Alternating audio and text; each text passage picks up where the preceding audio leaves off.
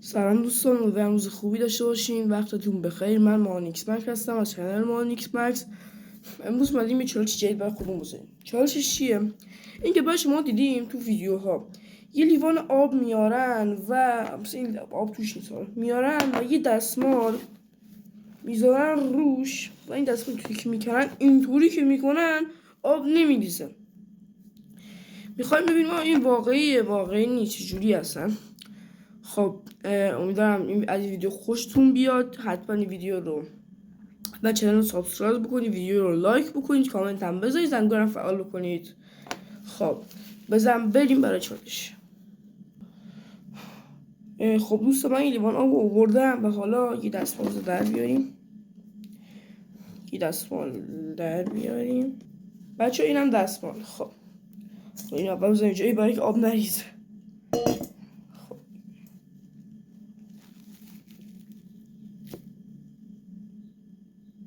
چون نشد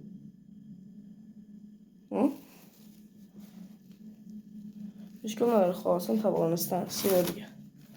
خب این از این.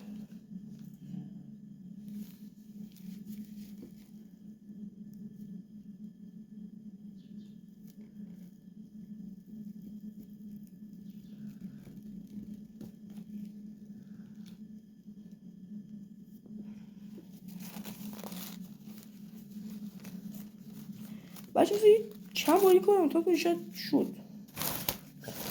خب دستمال کاغذی دیگه هم توی بذاریم.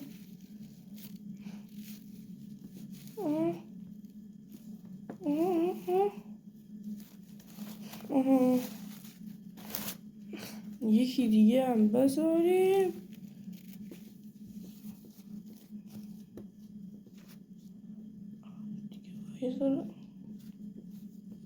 کار نشد نداره فعلا که داره میشه.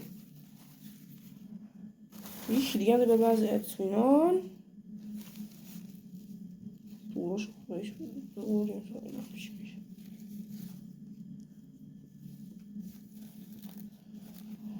خب بچه این الان آماده است.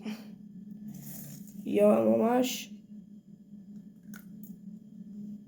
برگام شد، اما خب با چند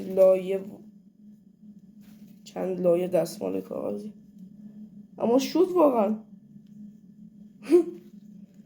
خب یه بار دیگه شد.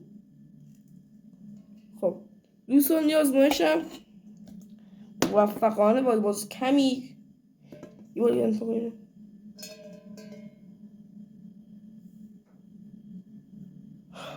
یا خود شد. خب دوستان این آزمایشم با موفقانه و با پیروزی بردی. میز کثیفکاری داشت و آب ریخت سر میز، اشکال نداشت، ارزشش رو داشت. بالاخره فهمیدیم که آقا این ویدیو اصلا واقعی نیست. چجوریه جریانش چیه؟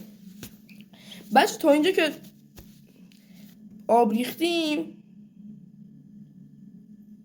این پلاستیکه بود. این بود پلاستیک کلا. این آب. تا چالش دیگر بدرود.